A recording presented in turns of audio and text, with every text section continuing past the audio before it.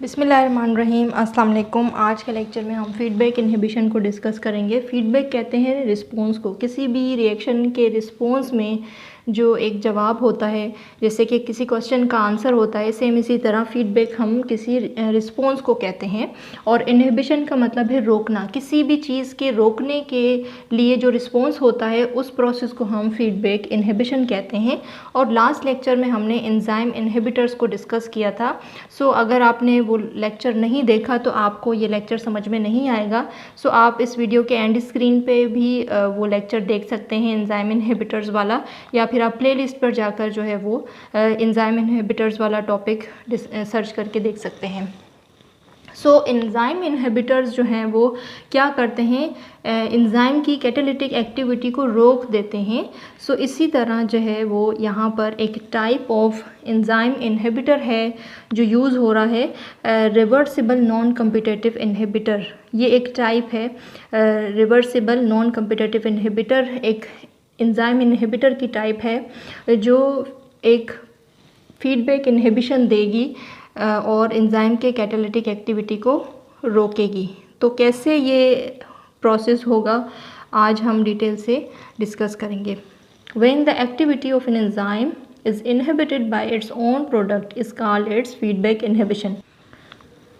जब किसी एंजाइम की कैटालिटिक एक्टिविटी को रोक दिया जाता है बाय इट्स ओन प्रोडक्ट, इसके अपने प्रोडक्ट के ज़रिए, सो इस प्रोसेस को हम फीडबैक इनहिबिशन कहते हैं। तो जब भी किसी एंजाइम का प्रोडक्ट अपने ही प्रोसेस को रोके उस प्रोसेस को हम फीडबैक इनहिबिशन कहते हैं।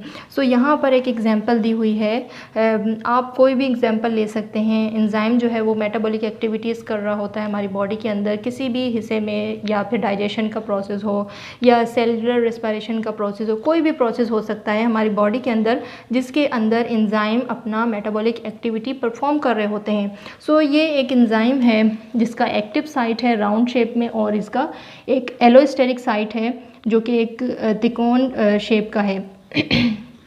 सो यहाँ पर एक सबस्ट्रेट है जो यहाँ पर आपकी बुक में एस्पार्टेट जो है एक अमीनो एसिड्स हैं जो प्रोटीन बनाने के लिए ये एंजाइमेटिक रिएक्शन करेंगे।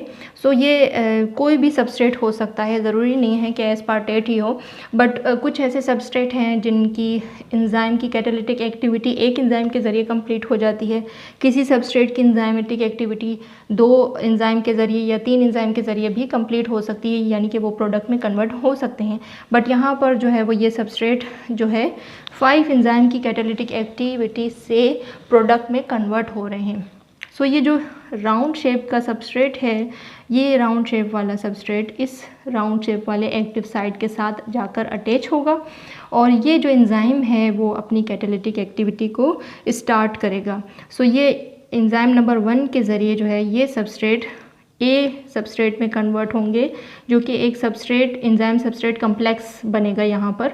और एंजाइम और सबस्ट्रेट का कम्प्लेक्स बनने के बाद ये वाला जो ए है ये सबस्ट्रेट बी में कन्वर्ट होगा by the help of enzyme number 2, और फिर ये बी जो सबस्ट्रेट है वो कन्वर्ट होगा एंजाइम नंबर 3 के ज़रिए सी में, और सी सबस्ट्रेट जो है वो एंजाइम नंबर 4 की प्रेजेंस में डी सबस्ट्रेट में कन्वर्ट होगा, और जो डी सबस्ट्रेट है वो एंजाइम नंबर 5 की प्रेजेंस में प्रोडक्ट में कन्वर्ट होगा जो कि थ्रेओनीन है। ये दोनों अमीनो एसिड्स हैं जो कि प्रोटीन की सिंथेसिस के लिए ये मेटाबॉलिक पाथवे बना रहे हैं। सो प्रोडक्ट एक ऐसा टाइम आएगा कि बहुत ज़्यादा सबस्ट्रेट बन चुके होंगे और प्रोडक्ट की नीड आपको नहीं होगी।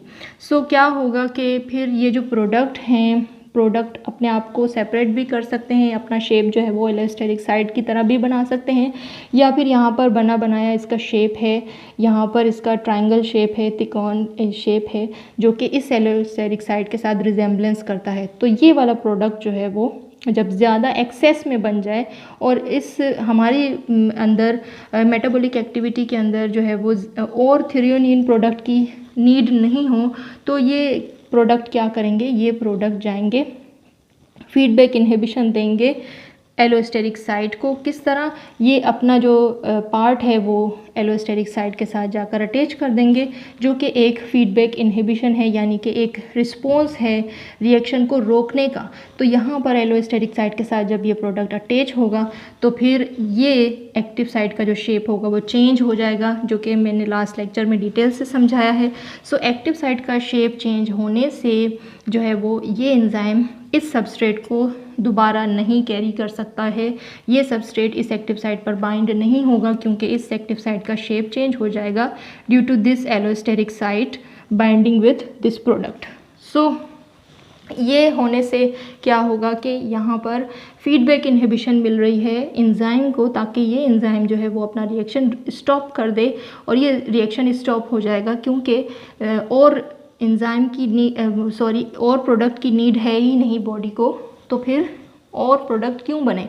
तो इस वजह से इस एंजाइम को रोकने के लिए, ताकि ये और सबस्ट्रेट ना बनाए, ये प्रोडक्ट जो है वो एलोस्टेरिक साइट के साथ बाइंड हो जाएंगे। सो ये प्रोसेस कोई और सबस्ट्रेट भी हो सकते हैं जो 2 एंजाइम की प्रेजेंस में भी कंप्लीट हो जाएंगे, 3 एंजाइम की प्रेजेंस में भी कंप्लीट हो सकते हैं। हर एक मेटाबॉलिक एक्टिविटी के लिए, एंजाइमेटिक एक्टिविटी के लिए अलग अलग एंजाइम और अलग अलग सबस्ट्रेट यूज़ हो सकते हैं। सो इस तरह से जो है वो फीडबैक इनहिबिशन के ज़रिए इस एंजाइम की कैटालिटिक एक्टिविटी को रोका जा सकता है, जो कि एक पॉजिटिव रिस्पॉन्स है, एक नॉर्मल मेटाबॉलिक पाथवे है, नॉर्मल मैकेनिज़्म है एंजाइम का।